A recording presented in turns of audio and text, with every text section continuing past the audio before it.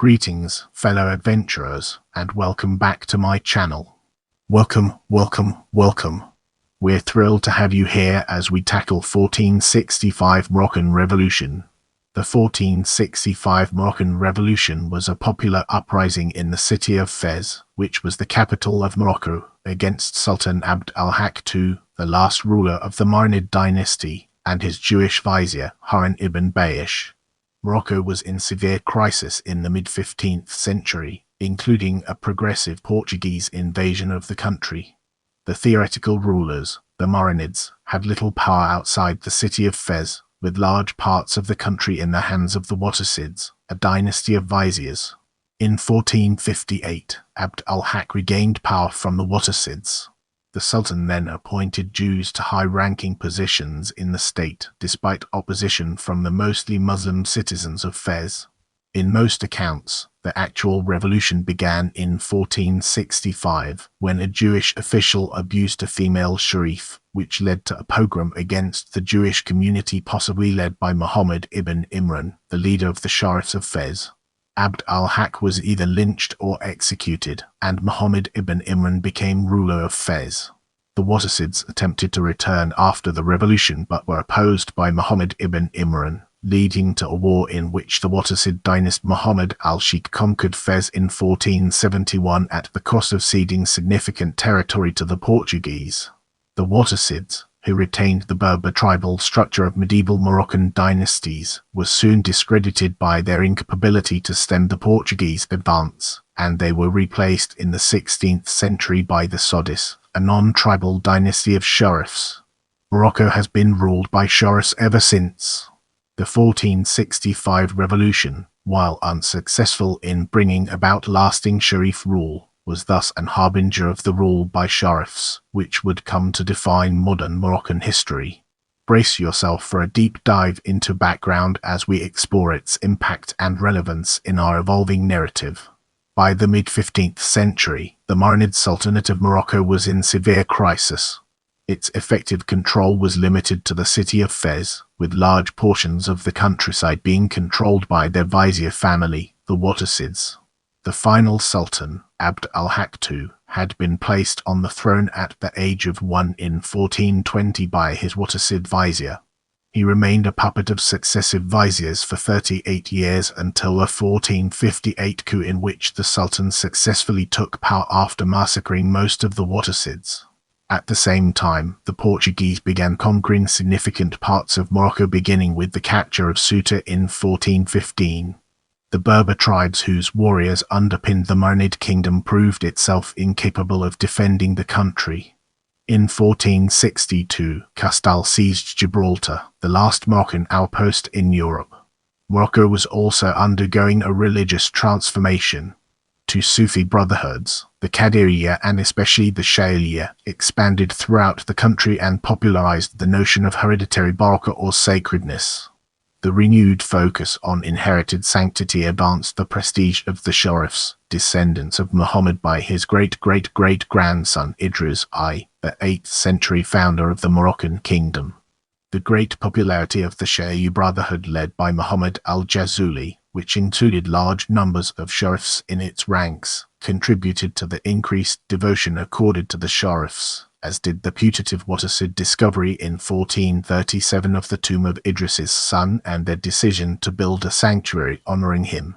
In the face of the failure of the Marinids and their tribal backers against European invasion, the sharifs were increasingly looked up to as symbols of disenchantment with tribal leadership and of the determination to resist the foreign enemies of the country and the faith. Meanwhile, large numbers of Spanish Jews had migrated to Fez since 1391 and became more and more important in the commercial life of the city.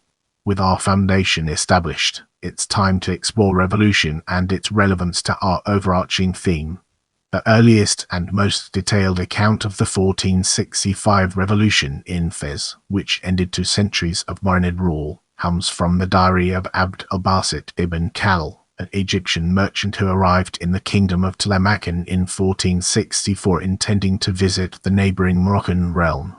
While at Tamerlane, He learned the news of the 1465 revolution firsthand and decided to avoid the turmoil, going to Granada instead. Abd al-Basit's narrative is consistent with the traditional Moroccan accounts first compiled centuries after the revolution. But as the Egyptian was not an eyewitness, his account may reflect the official, propagandistic narrative that Muhammad ibn Imran, the new ruler of Fez, desired to portray to his neighbors in Tlamacan. Historian Mercedes Garcia Arenal notes that the story appears apologetic. According to Abd al-Basit, once Abd al-Haqq had massacred most of the Wattasids, he appointed a surviving Wattasid as a vizier in name, but with no real power, simply for the purpose of humiliating him.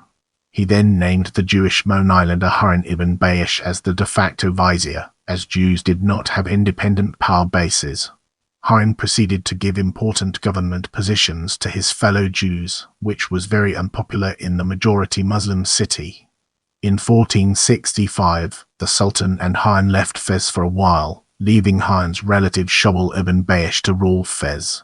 Shaul's rule was opposed by the citizens, and a riot began when he insulted and struck a female sharif.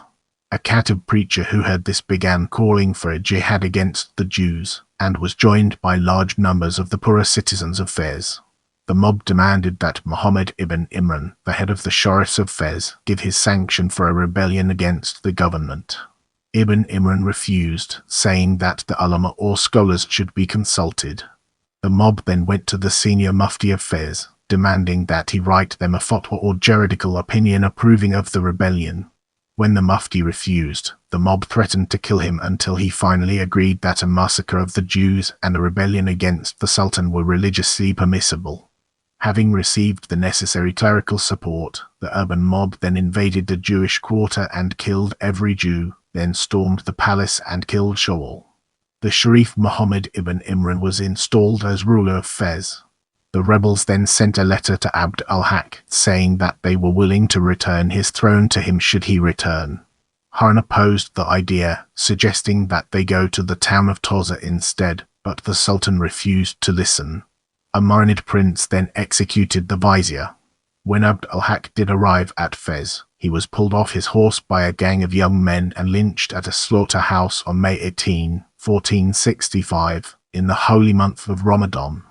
The surviving Wattasids attempted to return to power in Fez but were rebuffed by Muhammad ibn Imran's new regime, while pogroms of Jews occurred in other cities throughout Morocco as the news spread.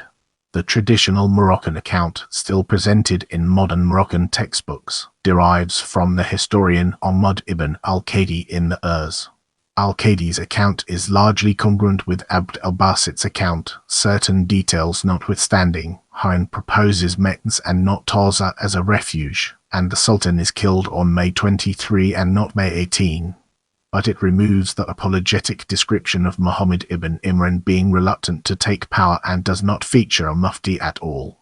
Instead, the sharif is portrayed as leading the mob in both the attack on the Jewish quarter and the killing of Abd al-Haqq, which is not the work of a gang of youth but a public execution officiated by Ibn Imran himself, who strips the Sultan of his regalia and puts him on a donkey before the citizens of Fez. Although Europeans had only a very cursory understanding of events in the Moroccan court, they also believed that the sharif had instigated the revolution. Meanwhile, a number of traditional Moroccan biographies of Sufi saints suggest that there was a group of ulama and other Muslim leaders who opposed the revolution in some capacity. One of the prominent leaders of the opposition was Ahmad Zurek, who was forced to leave his hometown of Fez after facing opposition to the point of being accused of being a Jew. When Zurek returned to Fez in 1474, he was met with a social boycott and was soon obliged to leave Morocco forever. A 17th-century account independent of traditional Moroccan historiography, a polemical tract condemning the Muhajirin, a group of merchants in Fez who were originally Jews but had long ago sincerely converted to Islam, gives a significantly different series of events. The Muhajirin had traditionally been barred from certain markets by the older Muslim merchants of Fez, including the sharifs. But because Abd al-Haqq, his Jewish vizier Harun, and other Jewish officials were hard-pressed for money, the government annulled the restrictions on the Muhajirin. They began to outcompete the sharif merchants until the 1465 revolution, after which they were all expelled from Fez. The account makes no mention of the abuse of a woman sharif or of a massacre of the Jews. No Jewish source from before the 19th century makes any mention of the massacre. As there is documentation of a thriving Jewish community in Fez in the Urs, Garcia Arena is skeptical that there was any pogrom against the Jews at all. Many of the Jews of Fez appear have temporarily converted to Islam to escape the pogrom before being allowed to return to Judaism by the Wattasids who took power in 1471. Other members of the Jewish community of Fez in the Urs may have been refugees from the Portuguese invasion. Without further ado, let's move on to the topic of legacy. As supporters of the sharifs, the surviving Wattasids may have naturally expected to be restored to power by the revolution, but Muhammad ibn Imran refused to allow them to enter the city. After a war of several years, the head of the surviving Wattasids, Muhammad al-Haqq, conquered Fez in 1471 and eliminated the sharifs regime with the support of former Marinid retainers, but at the cost of losing the towns of Asila, lynched, and Tangiers to the Portuguese. Over the next few decades, the Wattasids' traditional tribal form of monarchy was discredited by its utter incapability to curb the Portuguese invasion.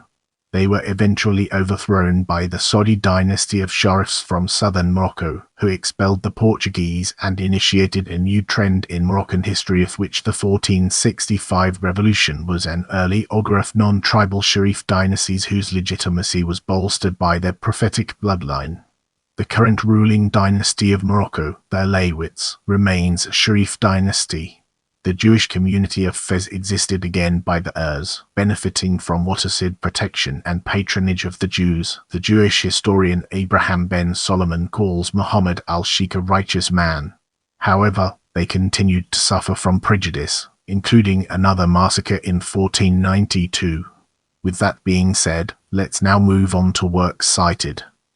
Kakariyeth century in Morocco. Kakariyeth century rebellions. Kakari conflicts in 1465. Kakari military history of the Marinids. Sultanate. Kakari anti-Semitism in Morocco. Kakari military history of Morocco. Kakari rebellions in Morocco. Kakari anti-Jewish pogroms by Muslims. Kakari Judaism in Fez. Kakari massacres in Morocco. Kakari history of Fez, Morocco. Kakari medieval Jewish history. Thanks for being a part of this amazing journey. I can't wait to bring you more exciting content.